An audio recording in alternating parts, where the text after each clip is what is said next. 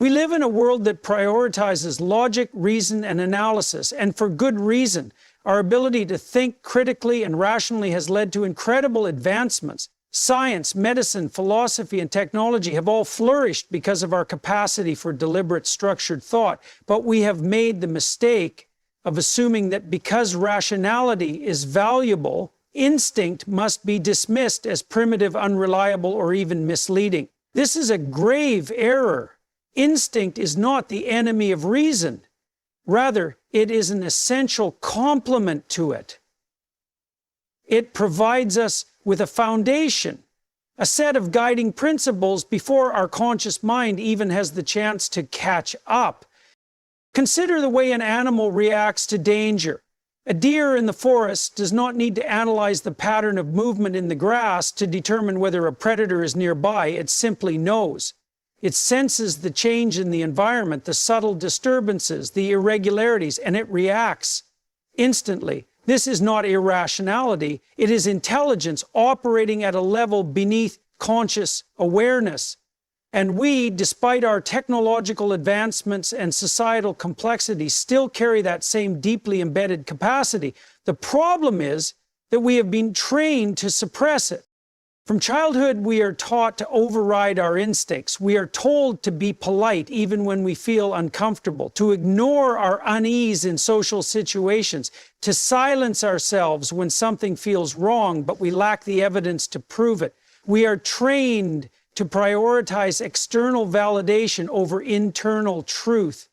The result? People find themselves in situations, relationships, jobs, environments where they feel trapped, drained, or manipulated, but they remain there because they have been conditioned to ignore their gut feelings. And only when disaster strikes do they realize that the warning signs were there all along, that something deep inside them had been trying to alert them, but they chose not to listen. This suppression of instinct is not just a personal issue, but a societal one. Institutions, governments, and entire cultures have suffered because people failed to listen to the quiet voice of warning. History is littered with examples of individuals and societies that ignored the early signs of collapse, corruption, and catastrophe simply because they prioritized comfort, convention, or ideology over the deep, inescapable sense that something was wrong. The fall of civilizations, the breakdown of moral structures, the descent into totalitarianism, all of these can often be traced back to moments where people chose not to heed the signals their instincts were giving them. But instincts are not just about danger, they are also about opportunity. Just as we can sense when something is wrong, we can also sense when something is right.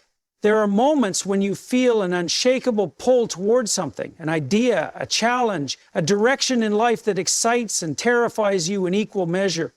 Many people ignore these moments, rationalizing them away with practicality and fear. They tell themselves they are not ready, that they need more certainty, more guarantees. But what they fail to realize is that this gut feeling, this inner pull, is often the first whisper of a path that could transform their life. The instinct to take a risk, to step into the unknown, is what has driven humanity forward. Every great discovery, every monumental achievement has come from someone who felt the pull of something greater and chose to follow it, despite the uncertainty. Ignoring instinct comes at a cost. It leads to stagnation, to a life of quiet resentment, to an existence where you constantly feel as though you are walking against the current of your own nature. People who ignore their instincts often find themselves bitter, directionless, wondering why they feel unfulfilled despite following all the logical steps that society prescribed for them. But those who listen, those who trust that deep internal guidance system, often find themselves in alignment with something more profound, a life that, while not free of struggle, is at least honest, meaningful, and true to who they really are. So the question is, will you listen? Will you pay attention to that quiet voice, to that unexplainable but undeniable sense of knowing? Or will you silence it, rationalize it away, and continue down a path that was never meant for you? The choice is yours, but understand this: Your instincts are not random. They are not foolish. They are the echoes of ancient wisdom, the whispers of survival, the internal compass pointing you toward truth. Ignore them at your own peril. There's a moment, subtle but undeniable, when you feel that something isn't right. It's not a loud alarm or a clear explanation, but rather a quiet, nagging sensation deep in your gut. It might be the way someone looks at you, the tone of a conversation, the atmosphere in a room, or even an internal resistance toward a decision you are about to make. It doesn't come with hard evidence or logical reasoning at first, but it is there, and it demands attention. The problem is most people ignore it. They tell themselves they are being paranoid, overreacting, or misinterpreting things. They prioritize social niceties, fear of conflict, and external expectations over their own internal warning system. And in doing so, they often set themselves up for unnecessary suffering. The feeling that something is off is not just some vague superstition. It is an evolved survival mechanism designed to protect us. Throughout human history, those who could sense danger before it fully revealed itself had a better chance of survival. Our ancestors had to read the subtlest shifts in their environment, changes in animal behavior, the crack of a twig in the forest, the uncharacteristic silence of a village before an attack. Those who trusted these instincts and acted accordingly lived. Those who ignored them often didn't. Today, we may not be navigating physical dangers in the same way, but the fundamental principle remains the same. Our subconscious mind picks up on cues faster than our conscious awareness, and when it signals to us that something isn't right, we should take it seriously. Yet modern society teaches us to suppress this instinct. We are conditioned to be agreeable, to avoid making waves, to ignore discomfort for the sake of politeness. If we sense that someone is being dishonest or manipulative, we tell ourselves not to judge too quickly. If a situation makes us uneasy, we convince ourselves we are imagining things. If a job, relationship, or opportunity doesn't feel right, we bury our doubts under rationalizations and external pressures. But the truth is that internal voice exists for a reason. It is not irrational fear. It is wisdom that our conscious mind has not yet fully articulated. This suppression of instinct is particularly dangerous when dealing with people. There are individuals who manipulate, deceive, and exploit others, not always in obvious ways, but through subtle psychological tactics that erode boundaries over time. You might meet someone who seems perfectly nice on the surface, but something about them just doesn't sit well with you. Maybe it's a fleeting look in their eyes, a slight contradiction in their words, or a feeling of unease that arises when you are around them.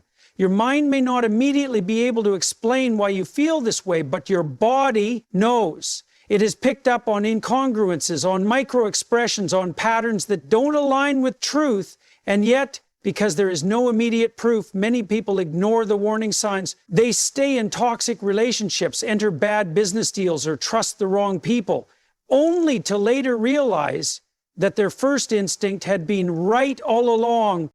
This applies not just to individuals, but to environments as well. Sometimes you walk into a place, a workplace, a home, a social setting, and something feels off. You can't pinpoint it, but the energy feels wrong. Maybe it's tension in the air, the way people interact, or an underlying hostility that isn't openly acknowledged. Your instinct picks up on these signals before your rational mind does. If you ignore them, if you tell yourself you are just being sensitive or dramatic, you may find yourself trapped in a situation that slowly drains you, erodes your confidence, and diminishes your well-being.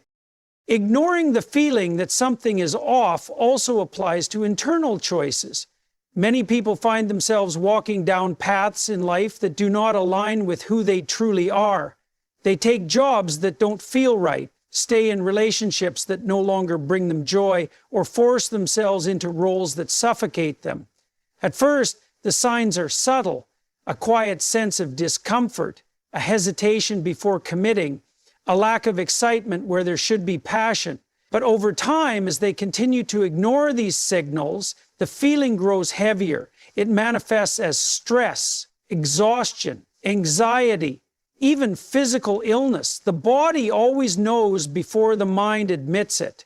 Those who listen early on have the opportunity to make necessary changes before the cost becomes too great. Those who ignore it often wake up years later wondering why they feel so lost.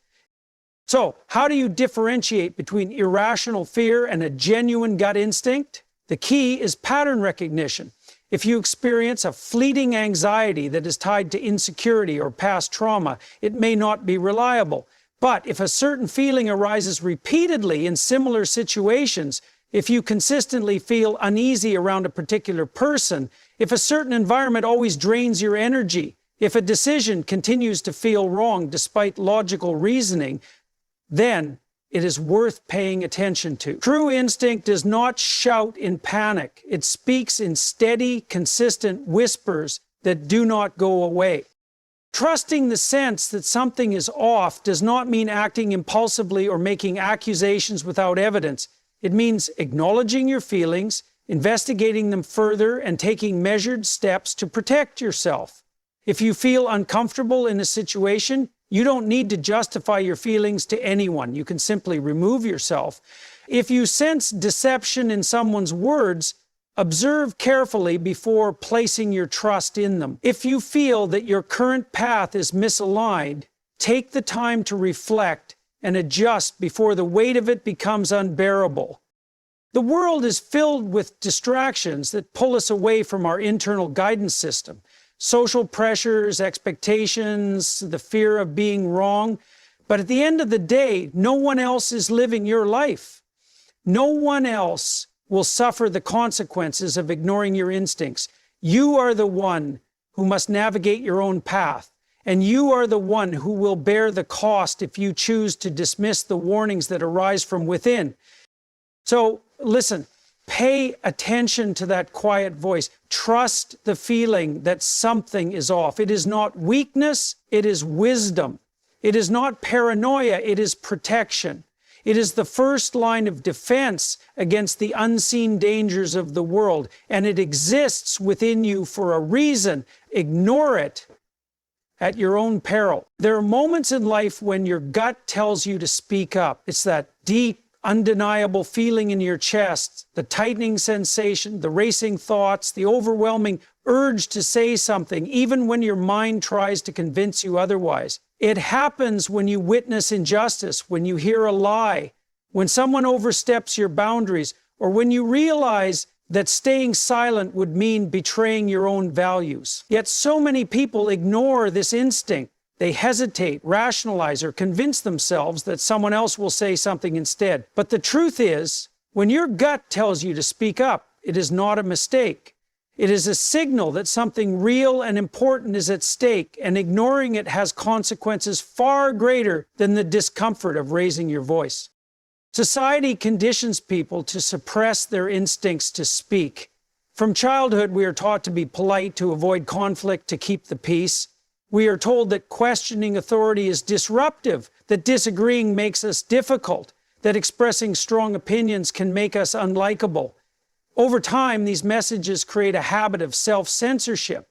We feel the impulse to speak, but second-guess ourselves. We fear backlash, rejection, or misunderstanding, and so, instead of expressing what we know to be true, we remain quiet, hoping the discomfort will pass, but it never truly does. Instead, it turns inward, manifesting as frustration, resentment, or regret. One of the most dangerous consequences of ignoring this instinct is allowing falsehoods to spread unchallenged. Lies do not persist because they are convincing. They persist because people who recognize them as lies choose to remain silent. Whether it's in a personal relationship, a workplace, or a larger societal context, silence in the face of deception gives it power. The moment you hesitate to correct a false narrative, that narrative begins to take root. People assume that if no one is objecting, it must be true. And little by little, falsehoods shape reality, not because they are valid, but because no one dared to counter them when it mattered most. There are also times when your gut tells you to speak up, not just for yourself, but for someone else. You may witness a friend being unfairly criticized, a colleague being mistreated, or a stranger being put in a vulnerable position. In these moments, the easy choice is to stay out of it, to assume it's not your problem, to justify your silence by convincing yourself that getting involved will only cause trouble. But deep down, you know that watching injustice unfold without taking action leaves a stain on your conscience. The discomfort of speaking up is temporary, but the regret of knowing you stood by and did nothing can last a lifetime.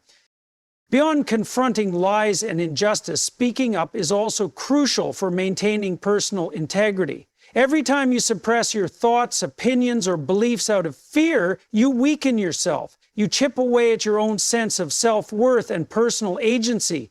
The more you practice silence when you should be speaking, the easier it becomes to doubt your own voice, until eventually you begin to feel as though you have nothing valuable to say at all. And yet the opposite is also true. The more you choose to speak, even in the face of resistance, the stronger you become. Each time you honor your instincts and give your thoughts a voice, you reinforce the idea that what you have to say matters. This does not mean speaking carelessly or without thought. Not every moment requires confrontation, and not every impulse to speak should be followed without reflection. But when your gut tells you with absolute clarity that something needs to be said, it is worth listening. Your subconscious mind often picks up on patterns, inconsistencies, and underlying issues before your rational mind fully processes them. That discomfort you feel when staying silent is not random. It is a sign that something is misaligned, that a truth is being ignored, that your own values are at risk of being compromised. There will always be reasons to remain quiet. Fear of consequences, fear of conflict, fear of getting it wrong. But fear should never be the deciding factor in whether or not you speak. If you let fear dictate your voice, you allow it to dictate your life. And a life lived in fear of speaking is not a life of freedom, but one of self-imposed limitations. The irony is that the consequences of speaking up, while often uncomfortable, are usually temporary. A disagreement may cause tension, but it passes. A difficult conversation may be awkward, but it ends. What remains long after the discomfort fades is the knowledge that you had the courage to say what needed to be said. Conversely, the consequences of silence are often far more damaging in the long run. Unspoken words accumulate, resentment builds, opportunities for change slip away. In relationships, unexpressed truths create distance. In workplaces, silence enables toxic environments to persist. In society, the refusal to challenge wrongs allows them to multiply. And in the end, the person who suffers most from your silence is you. Because every time you deny yourself the right to speak, you reinforce the belief that your voice does not matter. The reality is, speaking up does not always guarantee a positive outcome. You may face resistance. You may lose people who preferred your compliance over your honesty. You may make mistakes along the way. But the alternative, living in quiet submission, watching things unfold that you know are wrong, and knowing you had the power to say something but didn't, is far worse. Speaking up is an act of courage, but it is also an act of responsibility. The world does not change because people remain quiet. It changes because individuals decide that truth is worth the discomfort, that standing up for what is right is more important than avoiding conflict, and that their voice, no matter how small, deserves to be heard. When your gut tells you to speak, it is giving you a choice: to be someone who watches in silence or someone who takes action. Choose wisely, because the cost of silence is far greater than the temporary discomfort of using your voice. There comes a point in life when a quiet, persistent voice inside you starts whispering that something isn't right. Maybe it's a job that drains you, a relationship that suffocates you, or a daily routine that feels increasingly meaningless. It's not always easy to recognize when you're on the wrong path, because at first, It doesn't seem like a sharp turn in the wrong direction. It's subtle, a small compromise here, an ignored instinct there, and before you know it, you wake up one day feeling lost, disconnected from who you used to be. Recognizing that you're on the wrong path requires honesty, the kind of honesty that can be uncomfortable, even painful. It means confronting the fact that the life you have built, the decisions you have made, and the direction you are moving in may not be leading you where you truly want to go. It means admitting that something needs to change, even if you don't yet know what that change should be. This is why so many people avoid it. They convince themselves that they are fine, that their unease is temporary, that they just need to push through. They silence the feeling that something is wrong because acknowledging it would mean facing the unknown, and that is terrifying.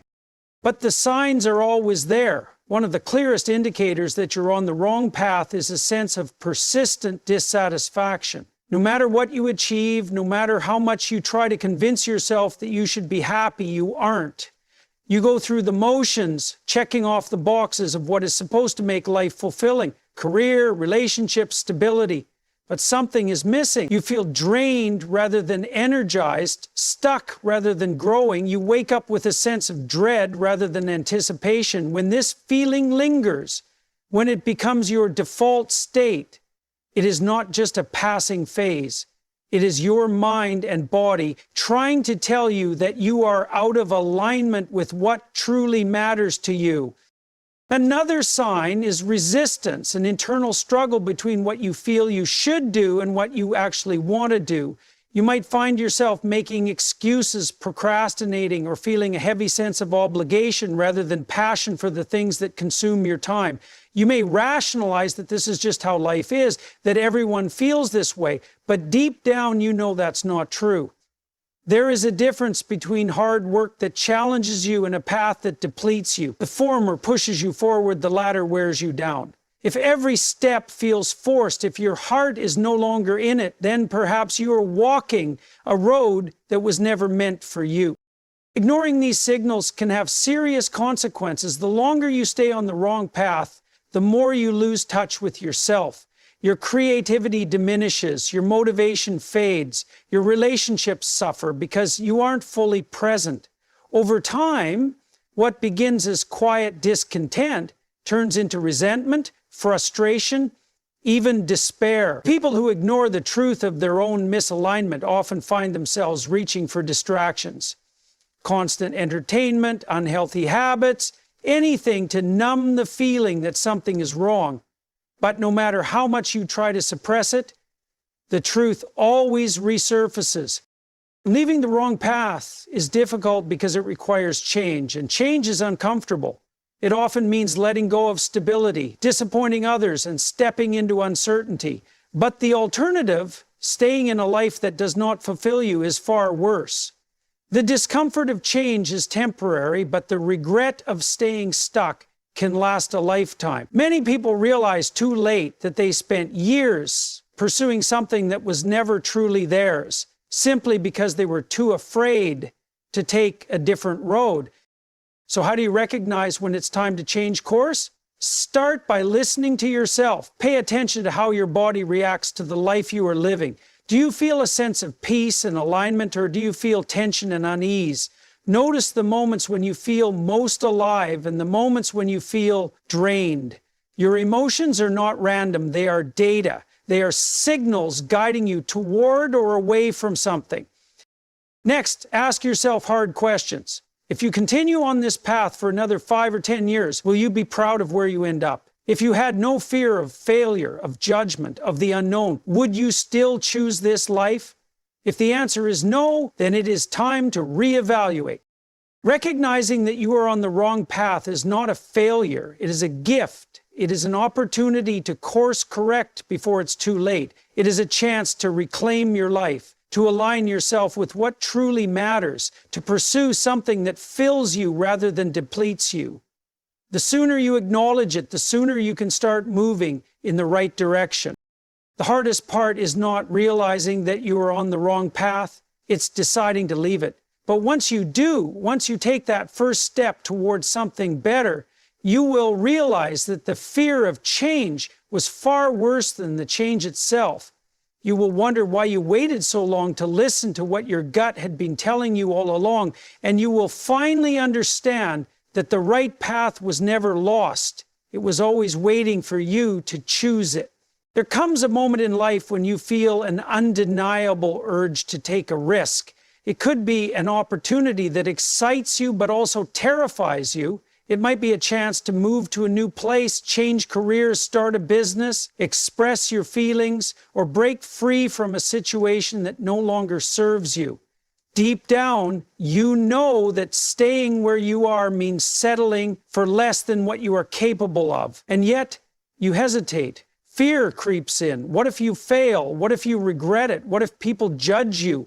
The mind is an expert at creating excuses, at justifying inaction, at convincing you that the safe route is the best route. But the truth is, ignoring the urge to take risks is one of the most dangerous choices you can make. Not because it keeps you safe, but because it keeps you stagnant. Growth, opportunity, and fulfillment exist on the other side of uncertainty. Everything worth having, success, love, purpose, adventure, requires stepping into the unknown. And yet so many people spend their lives avoiding risk, mistaking comfort for security. They stay in jobs they hate because the paycheck is steady. They remain in relationships that no longer bring them joy because the idea of starting over is too daunting. They suppress their ambitions, telling themselves that they will chase their dreams someday, a day that never comes because they never allow themselves to take the leap. And then, years later, they find themselves looking back with regret, wondering what could have been if only they had been brave enough to act. The urge to take a risk does not come from nowhere. It is a sign that you are meant for something more. Your mind, your body, your instincts, they all know when you are ready for change before your rational mind admits it. That feeling of restlessness, of being trapped, of knowing deep down that you are capable of more, that is not something to ignore. It is a call to action. It is a signal that you have reached the limits of what your current situation can offer, and that it is time to push beyond them. Of course, taking risks does not mean acting recklessly. It does not mean abandoning responsibilities or making impulsive decisions without thought. True risk-taker is about calculated bravery. It is about recognizing the opportunity before you, assessing what is at stake, and then moving forward despite the fear. The most successful people in the world are not the ones who avoided risk. They are the ones who embraced it, who understood that failure is not the enemy, but a necessary step toward growth. Failure, in fact, is one of the biggest reasons people avoid risk. The idea of making a mistake, losing money, facing rejection, or looking foolish is enough to keep most people from ever trying in the first place. But the reality is, failure is not the opposite of success, it is part of it. No one who has ever achieved anything meaningful did so without first facing setbacks. The difference between those who succeed and those who don't is that successful people do not let failure define them. They see it as a lesson, as information, as a stepping stone, rather than a dead end. Taking risks also requires understanding that discomfort is part of the process. Change is unsettling. When you step into something new, you will feel uncertain, unprepared, even overwhelmed. This is not a sign that you are on the wrong path. It is a sign that you are growing. Too often, people mistake discomfort for danger and retreat the moment things feel unfamiliar. But discomfort is where transformation happens. It is where you develop resilience, strength, and confidence. The more you push through it, the more capable you become. One of the greatest tragedies in life is realizing too late that you played it too safe, that you let fear hold you back from opportunities that could have changed your life, that you let your potential go unrealized because you were too afraid to take the first step. No one wants to reach the end of their life and wonder what could have been. The risks you take today shape the stories you will tell tomorrow. So when you feel the urge to take a risk, listen to it. Do not dismiss it as a fleeting thought or an unrealistic dream. That urge exists for a reason.